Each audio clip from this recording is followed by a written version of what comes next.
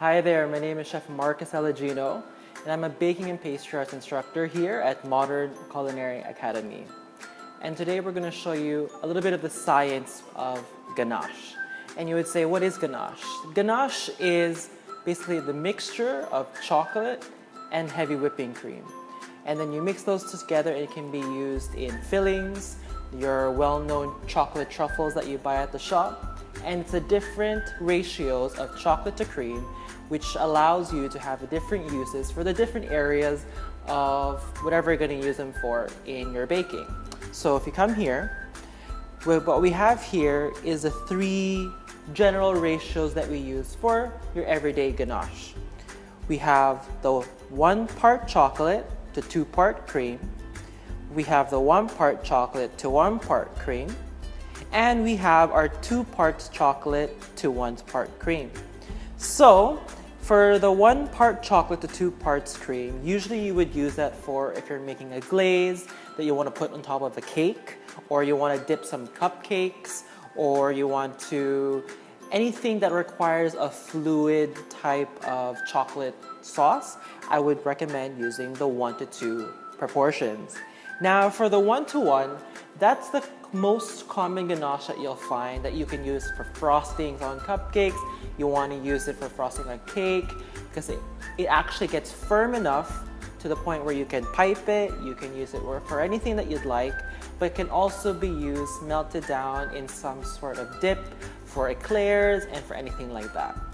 Now for the 2 part chocolate to 1 part cream, that will give you a little bit more of a stiff ganache. So if you're gonna make bonbons, you wanna fill a truffle, or you just wanna make some truffles at home, a 2 part chocolate to 1 part cream will give you that right enough of stiffness and still remain and hold its shape when you wanna make a truffle. And today, I'm gonna show you the 1 to 1 chocolate and the uses that you can do for it and how you can make it, ensuring that it doesn't fail at you at home.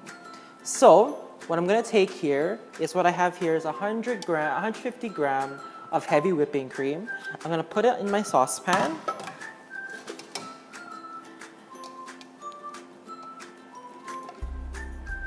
Here we go. So I'm going to put it in my saucepan here, and I'm going to put it over the heat right I have here. And I'm just going to mix it, and what you want to do is bring it up to, I would say, just under a boil. Okay? This will allow, when it's hot enough for you to pour it into the chocolate and melt the chocolate. So while that's heating up, I'm going to take my couverture chocolate. So every time you make ganache, you really want to use the best chocolate that you can find. And the best type of chocolate would be couverture chocolate. And it's a form of baking chocolate. I don't recommend you using any form of the chocolate that you find in the baking aisle of your grocery store, just because it has doesn't have a great flavor, and couverture chocolate has a really high percentage of cocoa butter. So I'm just going to put this in my large bowl. So while I'm waiting for the cream come up to, I would say you don't want it to come up to a full roiling boil. You just want it to become just under a boil so that you can incorporate it into your chocolate. Okay? So I'm just warming up my cream. Now the reason why you want to use heavy cream, you don't want to use anything less than 35% fat, just because then you won't get that right emulsification that you want for ganache. So I'm just warming this up.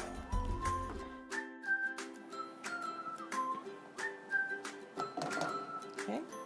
Now some variations of ganache, sometimes you see it has invert sugar, glucose, or butter, and again, it's just adding it to get to whatever you're using for. Sometimes you would add glucose to ensure that it doesn't firm up just as much and get a little bit more shine. Sometimes you would add butter for extra richness, firmness, and shine as well. So you can see here, my cream has just come up just under a boil.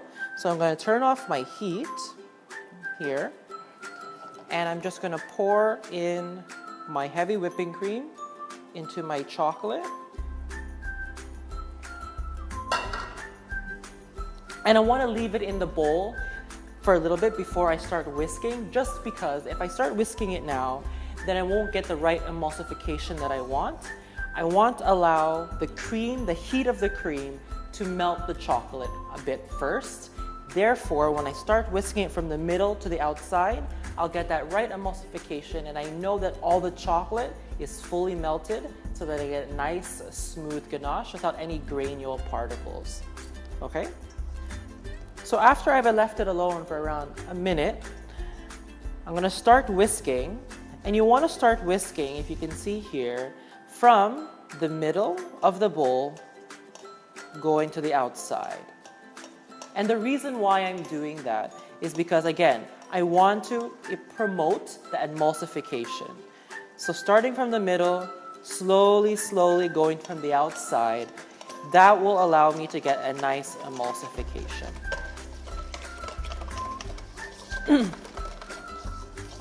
As you can see. So you can see here, I have a really nice, smooth ganache. So from here, I'm just going to take my spatula, just going to scrape it down from the side of my bowl. And here you can see I have a nice, smooth ganache, no lumps, okay? And a simple way to use this is that if you want to get it firmed up just a little bit more, what you can do is just leave it overnight at room temperature, and it'll get nice and stiff if you want to pipe it. But today, since it's still a bit warm, what I'm going to do to it is I'm going to dip it into some cupcakes. So here I have some muffins, cupcakes, whatever you like. And what I'm going to do is I'm going to take the cupcake, I'm just going to give it a nice dip. It's a very fast, easy frosting. I'm just going to dip a couple of these. And they're perfect for your any type of dessert, any type of tea time dessert, Sunday dessert for your Sunday brunch, and they're perfect. Everyone will love them, and it's super simple, and you'll be the star of the town with knowing your ratios and knowing how to use ganache in the best way for baking. Again, my name is Chef Markus Elegino. For more baking and pastry videos, you can check out our YouTube page and our Facebook page. For workshops and professional classes that you'd like to join us for, there is a direct link in the description box below where you can check out our Facebook page for more additional info and scheduling. Once again, from the MCA kitchen to yours.